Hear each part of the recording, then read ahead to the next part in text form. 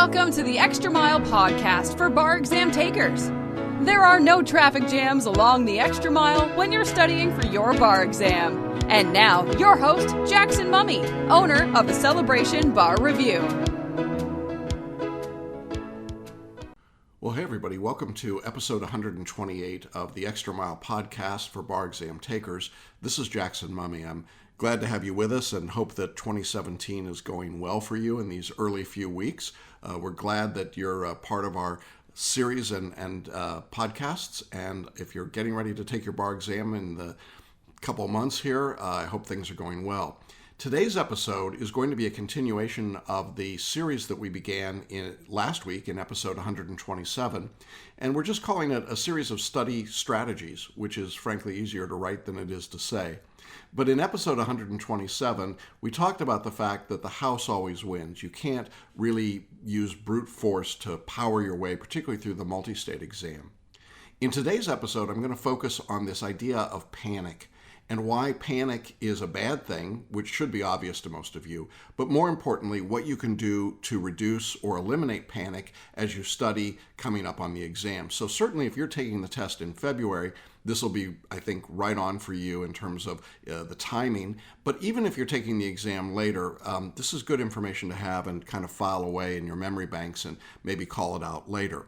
Now, if you haven't listened to episode 127, I encourage you to do that. You can do it by going to our website at celebrationbarreview.com. Click on the button where you'll see the word podcast, and you'll find all of our prior episodes as well as the show notes. So I invite you to do that. And of course, if you're not a subscriber to the series, there's a spot where you can do that as well in iTunes or iHeartRadio or a number of other methods. So we hope you'll join us every week for these podcast episodes.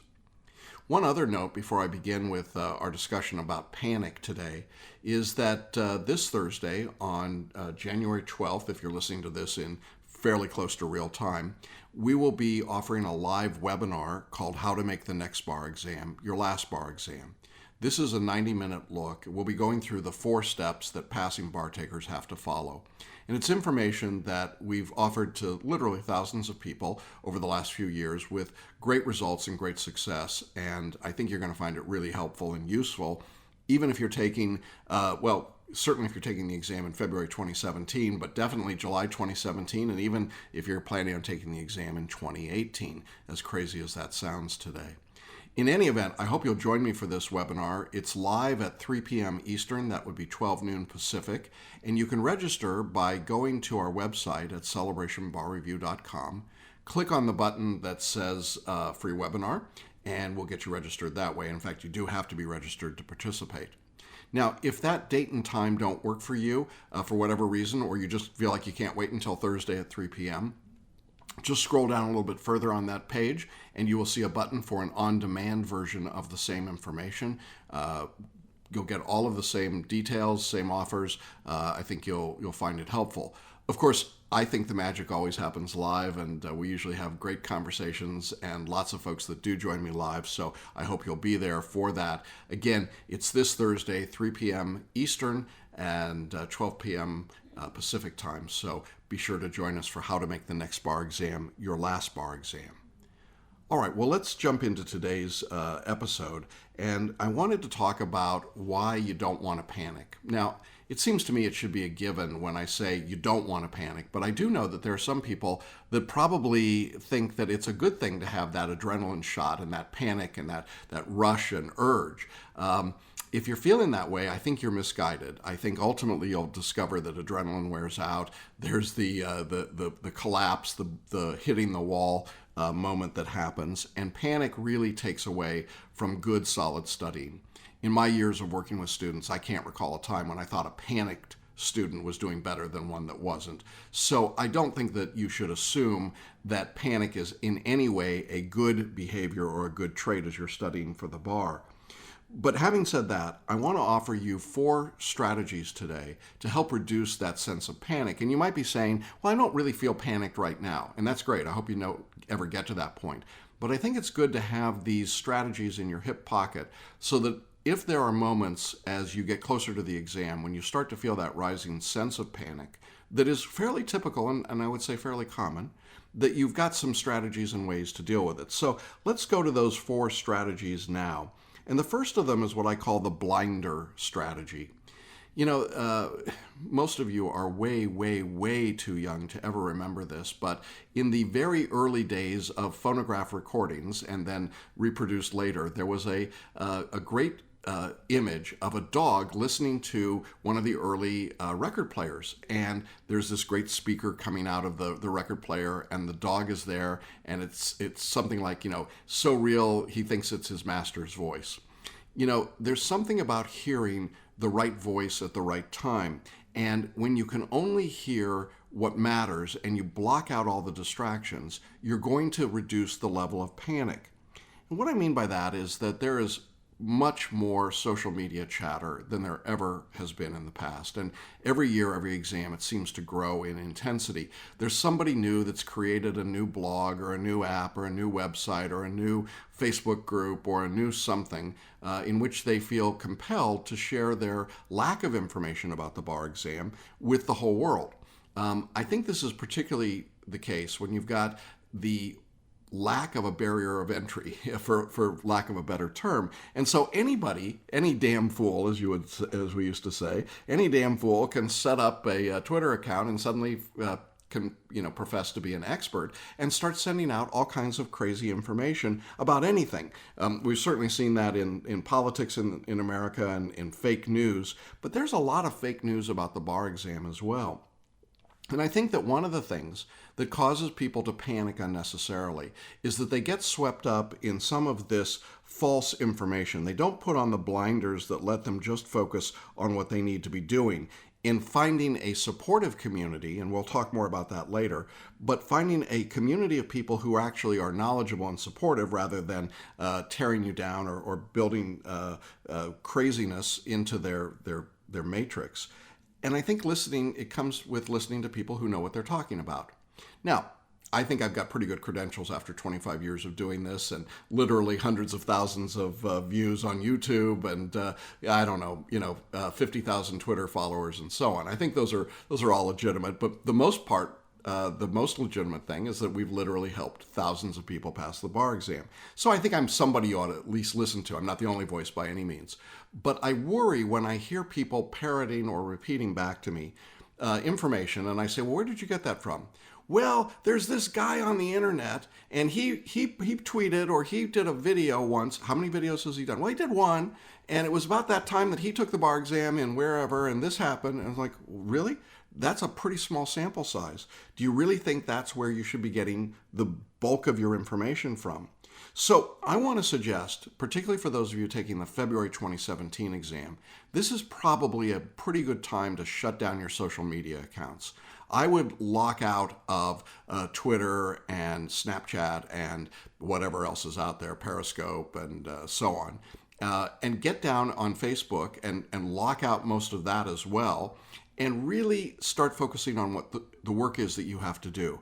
I think the more time you spend in social media hearing a lot of voices telling you a lot of conflicting information about the bar, as well as everything else in the universe, it simply creates anxiety and unease, and for some people that creates this sense of panic. So I advise my students often, when they start to get into this mode, to just put on their blinders, to not look to the left or the right, just keep their eyes on the task ahead of them, the work that they have to do, and do that work. Now, I'm not suggesting that you go into a monastery or that you become unaware of the world around you. And that's certainly true in light of the current political environment. I think you need to be aware of what's going on in the world. But what's going on in the world is not necessarily the same as what's going on in the bar exam world. There are so many rumors and pieces of misinformation that I hear on a weekly basis that it really concerns me. I think that the reality is that unless you hear information from a creditable source, like the bar examiners, or your law school, or a bar review that you've invested money in those situations, listen to what those people say. Outside of that, I would throw all of the rest of that information away as clutter. And there is a lot of clutter out there. There's a lot of crazy stuff. And I think you want to be really, really careful about it. So The first strategy that I would have is put on a set of blinders, listen only to your, to the voice that matters to you, whoever that is or whatever that is. And I suppose in a sense I'm saying to those of you that take the big box bar reviews, I don't know why you're listening to me, except that I think I am credible, but really you ought to be listening to your bar review and whatever they're telling you, and not worried about what other people are telling you. And certainly for students in our course, you've heard me say this before, I don't think it's valuable for you to be listening to those outside voices either. All right, so that's technique or tip number 1. Put on your blinders, don't panic. Now, tip number 2 is more practical, and this is to view your progress on a continuum. As we're releasing this episode, we're going to be at about 40 days until the February 2017 exam. And for many people, as I've written and spoken about elsewhere, 40 days seems imminent. It seems like the exam is right on top of you. And that's a pretty normal way to feel, and it can create some panic and anxiety. But it's not objectively the truth. 40 days is a really long time. If you're in any way religious, you understand the significance of 40 days. It's a really long time. But even if you're not religious, 40 days just on the calendar is a long time. And I want to give you a way to start thinking about that. If you are listening to this recording, this episode, on its release date, 40 days away is the bar exam, for sure. However, going 40 days backwards from this release date takes you back to December 2nd, 2016. Now, why do I tell you that date? Well, I want you, as you're thinking about this imminent exam that in your mind may feel like it's right here, it's going to happen right now, try and recall what you were doing on December 2nd, 2016. Oh my goodness, Thanksgiving had just passed. We were just starting maybe to think about Christmas and the holidays and buying presents and getting a tree and decorating the house and all of the things that go along with the holidays. It seems like forever, doesn't it? I mean, we just finished the elections. Wow, December 2nd. It was a long time ago, wasn't it? And when you start thinking about how long ago 40 days was, think about 40 days going forward, that today will seem that far in the distance when you get to the bar exam itself. Now, there's something practical beyond just looking at that date on the calendar that you can do, and that is, if you've been taking and studying in a bar review for a while, go back and find the work you were doing on December 2nd or thereabouts. If you're writing essays for your bar exam, find an essay that you wrote on December 2nd. Then compare it to work you're doing today. I think what you'll discover, most of you, is that your work is better. You're doing better on multiple choice. You're doing better with essays and performance tests. You should be able to see a dramatic, marked difference. Now, if you see no difference at all between the work in December, early December, and the work you've got today, something is not effective in your bar study, and you really need to stop and think about that and figure out what you can change up. But most of you listening today, if you take this exercise and you go back and you read an essay that you wrote on December 2nd or close to that date, and you read an essay that you wrote in the last day or two, you will see a dramatic difference in your style and your quality and the depth of your understanding. Certainly if you're in our course, I see this all the time. Students improve the quality and the organization, the conciseness of their writing. We see much better use of law, much better use of argumentation, frankly, just better analysis. You just get better at it. 40 days of practicing something is a really long time. And the reason that I make this point is that in order to reduce the panic that you might feel at this stage, it's useful to think, wow, over the next 40 days, I have a lot of opportunity to continue to grow and improve, to do better at every aspect of my study. And I can do it a day at a time, an assignment at a time, a study session at a time. Don't try to get there all in one step. You didn't get from December 2nd to today in one step. You did it in small bite-sized steps. And that's what progress really looks like. And that progress should be viewed on a continuum. Now, if you really want the big picture, for those of you that are about to take the exam, go back to when you first started studying for the bar, whatever that date was. Look at that first piece of work. If you're in our course, look at your first essay and then compare it to what you're doing currently.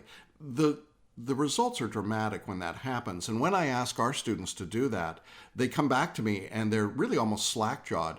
They say, oh my God, I can't believe how bad I was when I started, typically is what they say, but how much I've improved, how much better my writing is, how much better my analysis is. Or if I ask them to look at how they did on their first set of multi-state questions versus how they're doing today, the difference again is remarkable for nearly everyone. And so you want to see your progress as not a static item, but a dynamic development. You'll continue to progress. And I think one of the myths about studying right now is that people lock in at this stage and say, well, it's the exam's right on top of me, so I won't get any better between now and the exam date. That's not so at all. And if you've been buying into that, even a little bit subconsciously, you've got to be really conscious of saying that's not true. I will get better every day. I get better in every study session. I learn something new. I learn some new skill or technique or piece of information that I can employ on the exam. And so, frankly, you can say after this episode of this podcast, I've learned something hopefully today, and I'm better for having listened to the podcast. At least I hope that's the case. So view your progress on a continuum. It takes away a lot of the panic, a lot of the sense of urgency that you've got to know everything today. In upcoming weeks and in our video series on YouTube, I've done a lot of work in talking about this disconnect between the imminence of the exam as it appears right now and the reality of how far away it is. And I invite you, if that's really a concern for you, we'll link up in the show notes to a couple of my favorite videos on that topic to give you some more depth about that. So that was item number 2 on our list of things to help you not panic. Remember, number 1 was put on some blinders. Number 2 is view progress on a continuum. All right, let's move on to item number 3. If you're feeling some sense of panic about your studies or a growing sense of panic, I think that you need to take better care of yourself. And what I mean by this is that you need to focus, I think, particularly in 3 areas. 1 is you need some exercise. 2, you need to make sure you're getting proper rest. And 3, I would say you need to get proper nutrition. And then around all of that, I would add sort of a 4th overlaying item, which is you need to be able to meditate or get connected with yourself. Now, let's take a little deeper dive into each of those items. I said exercise. I've talked a lot about this elsewhere also. But in my experience, exercise releases an awful lot of the endorphins that help us study. It helps It helps your learning and retention of material. I've talked a lot about the work that John Ratey did at Harvard, and he wrote about it in a book called Spark. That was the first of many pieces of scientific literature, really, designed to show the connection between exercise and learning and education. We discovered at Celebration School that there was a clear connection between those two. I've used it in the bar review consistently, and I've seen great results with it. I'm not suggesting that you go out and be a gym rat. Now, if you like to exercise, if you like running or lifting weights or being in the gym, if that's part of your persona, you need to keep doing that as you study for the bar. Don't set that aside. It will throw off your routine and it will be a problem. But if you're like me, if you're not particularly athletic, you need to find some way to be active every day. Now, let me just share with you what I do, because frankly, I can acquire the bar bug from my students. It is a virus. It seems to be transmittable to other people, even over video chats. And so every day, I make sure that I take 3 separate walks. Now, I'm not an athlete and I'm an old guy, so 3 walks a day for me is about 12,000 steps, and they're about a half-hour walk each time. I happen to be in a place where I can do that. It's pretty easy to do it, and the weather is amenable to it. But I'm not a big fan of walking. However, I am a big fan of coffee drinking. So what I do is I take a walk to a coffee shop, get my coffee, and come back. And I do that 3 times a day. I reward myself for doing something I don't like, the walking, with something I do like, the coffee. The benefit of the exercise, however, is it gives me an opportunity to put on my headphones, listen to music, listen to podcasts, listen to audiobooks, do a variety of things, or sometimes just thinking, just some quiet time to process. All of those things will help. So if you're studying for the bar and you're saying, I don't have time to exercise, that's not true. You can find at least a half an hour a day, and I would say that would be my minimum threshold for anyone studying for the bar. A half hour a day where you're outside doing something, or even on a treadmill inside if you happen to live in a cold weather place. Get up, get active, walk, swim, bike, do something that gets you moving. It will improve the quality of your study, but it will also reduce your stress level and your panic level dramatically, and you'll feel better. I mean, it's just common sense. Now, along with exercise is sleep. And I know that bar takers typically don't get a lot of sleep for a lot of reasons. One is you might be working all day and coming home at night and then doing your bar study. In that circumstance, you need to make sure that you give yourself enough opportunity to get the rest that you need. Typically, 7 hours a night would be ideal, I think. If you're using a health tracker like an Up or a Fitbit, these are great resources to help give you the feedback on how your sleep habits and your exercise habits are going. And I encourage you to do that. I love using my Jawbone Up. It's a great product that lets me track my sleep and my exercise. And I think that the more you're aware of what you're doing, the better off it is. But you've absolutely got to make sure that you get your sleep. If you're trying to prepare for the bar and you're getting 4 hours or less of sleep, you're probably not very efficient. Your studies are lacking, your concentration and your fatigue is increasing, your concentration is decreasing.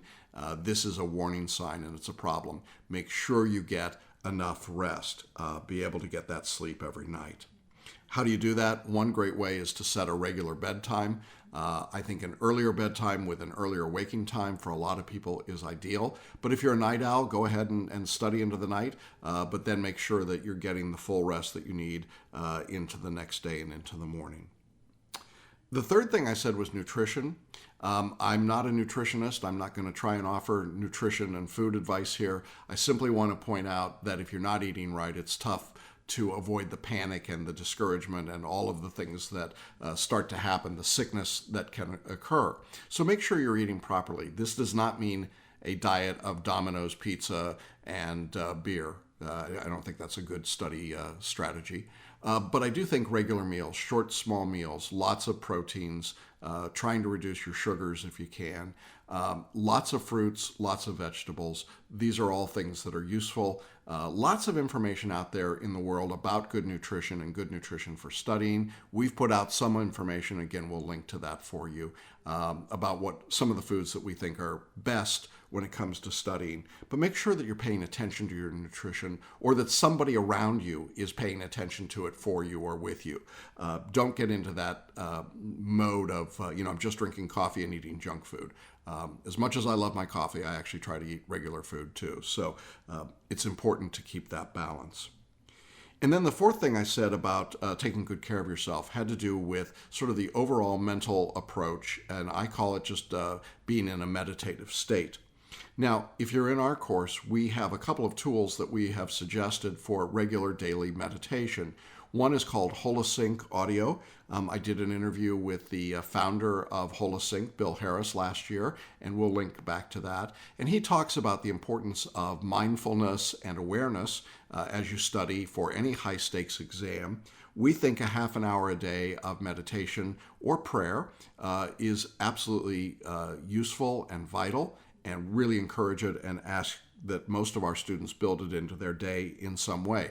What I like about Holosync is that it's really passive. You just put on the headphones, listen to a pleasing water sound, and that's it. You don't have to do anything else. It meditates you. So that's my kind of meditation. Now, if you've got more specific challenges that you're dealing with, like stress or concentration or focus or believing in yourself or a variety of other topics, we've curated a 15 set of MP3s called Paraliminals. These come from Learning Strategies, and they are 20 to 30 minute audio recordings. Again, you just put on and listen to your headphones that literally speak to your non-conscious brain and dive deeper on these specific pinpoint targeted areas where you might be having challenges or problems. I absolutely love these Paraliminals. I use them every day myself. There are many of them, but we've selected 15 titles that we think are really, really useful for bar takers. Sleeping better. If you're having trouble with your sleep, there's a Paraliminal that'll help you sleep deeply and wake refreshed. It's a great tool. Those are available in our course to our students. If you're not in our course, you can certainly check those out from Learning Strategies. But I think they are great tools to help you stay calm and stay focused and use that meditative higher brainwave state to feel better about yourself. So that was our third strategy with respect to not panicking. Take better care of yourself. And then the fourth and final one today is to talk about believing in the process. You know, this kind of relates to our first topic about putting on the blinders and avoiding social media and all the crazy stuff that's out there. I think that in order to reduce the panic, ultimately you have to have something that you believe in. And I think there are two things you really need to believe in. Number one, without a doubt, is you have to believe in yourself and your ability to pass the bar. If you don't believe you'll pass the bar, there's really very little you can do that will change that or make you feel better or give you better study. And so if you don't believe you can pass, you've got to really explore why that's so. Now, we suggest, and you'll hear in our webinar about how to make the next bar exam your last bar exam, we suggest something called the success-based approach to learning. But the essence of it simply says, what is it you're doing well, and do more of that, versus focusing only on what you're not doing well. When you focus on what you're not doing well, you tend to increase your anxiety, your discomfort, and your panic. And while that's typically the way we think of education, certainly in the legal field, it's really not a healthy way to learn, and it's not a particularly successful way to learn. So I believe that the first step of this is that you have to believe in yourself and believe that you will pass the bar. Now, this may require use of meditation or vision boards or other techniques that help sort of rev you up and get you focused on what you want to do. But you absolutely have to believe in yourself if you're going to have any success at all at this. And everyone else telling you can do it, if you don't believe it, is pretty meaningless. And that's when panic starts to rise. When you don't believe you can do it, the panic starts to creep in and the doubt creeps in, and that's when you start saying to yourself, well, I just don't think I can do it, or the statistics aren't good, or this is bad, or this is bad. That is absolutely, it used to be called stinking thinking, but it's really the stuff that gets in your way and keeps you from being successful. So I think you got to make a conscious effort to identify the words that you use in the world that you live in. And listen, if you're having any problem at all with that, join us on Thursday. It's not the entirety of what we're going to talk about, but it is a component of the 4 steps that we'll talk about in order to be successful. And the other part of belief in the process is that you have to believe in the approach that you're taking to the bar. If you're in our bar review course, you've taken and chosen to take a particularly distinct approach to how to study, how to practice, and how to take the exam. You need to believe in that approach. If you don't, it's of no use to you. In the same way, if you're sitting in one of the big box bar reviews, well, that's certainly not the best way, in my view, to prepare for the exam, but that's where you put your time, it's where you put your money, it's where you put your confidence. If I were you, I would believe and listen to those folks and do what they tell you to do. Now, I don't agree with what they tell you to do. Let me be clear about that. But I think for your purpose, if you're feeling panic, you need to follow the bar review that you chose. You need to follow the approach that you chose. If that approach doesn't work and you don't pass, then reevaluate your options. There'll be time for that. But for today, going 40 days or so to the exam, it is not the time to switch in the middle. I had a phone call yesterday from someone who's taking one of the big box bar reviews. They failed, I think they said 3 times, the uniform bar exam. And I said, okay, so why are you calling me? You're taking the exam in 40 days. You're studying with another course. Well, the person said, I just was hoping you could kind of help give me some tips and help me figure out why this isn't working for me. And I said, well, I don't think that's appropriate. I don't think that it's right for me to get involved with you, between you and your bar review. Go to your bar review and tell them your problem and see what they can do to help you, but don't come to a third party. You see, it's not that I don't want to help them. It's that at this point, switching direction would be a disaster. And I think that's really important to keep in mind. Truthfully, you're committed right now. If you're taking the exam in February 2017, whatever you're doing, self-study, a big box bar review, a smaller course like mine, whatever it might be, you're committed to that approach. Stay committed to it for the next 40 days. Give it everything you've got. Don't start second guessing and trying to figure out if you're in the right place or not. This isn't the time for that. And all that does is increase your anxiety. And again, after the bar exam, if the results are great, good. And if they're not, then reevaluate. And you can do that and figure out what you want to be doing and what you think makes sense. But I really hate to see people at this stage start to get panicked and say, oh my gosh, I realize this isn't working for me. Well, make it work. Whatever you're doing, make it work. I get a lot of phone calls from people in the big box bar reviews right after the first of the year because they realize that all they're getting is an information dump in their courses. Well, listen, demand more of them. Demand more of those folks. Demand more help. Demand more assistance. It's your right. Go ahead and do it. You paid a heck of a lot of money to those folks. You ought to be getting something from it. And in our course, if you don't think you're getting everything you should, let us know. I mean, we want to hear that, and we want to make sure that you're getting everything you need. We want you to be confident and comfortable going into the exam. And I think that any legitimate, competent bar review would say the same thing. We want you to be successful. We want you to be confident, and here's why we do what we do. And there's plenty of room for disagreement about what the best way is to study. But hopefully you are a wise consumer and you picked an approach. Now live with that approach and make the best of it. So believe in the process, believe in yourself, believe in the approach that you're using to your studies. And if you're one of those people that's studying on your own, well, that's a challenging way to do this, but you selected that approach, and I would say now you need to make the most of it with this time. This is not the time to switch over and figure out something else to do. So that's my suggestion there. Well, those are our four strategies with respect to not panicking. Put on some blinders, view your progress on a continuum, take good care of yourself, and believe in the process. If you do those four things, I think you're going to see the panic level will reduce, your anxiety will reduce, your sense of calm will increase, your focus should increase, and your results should continue to get better.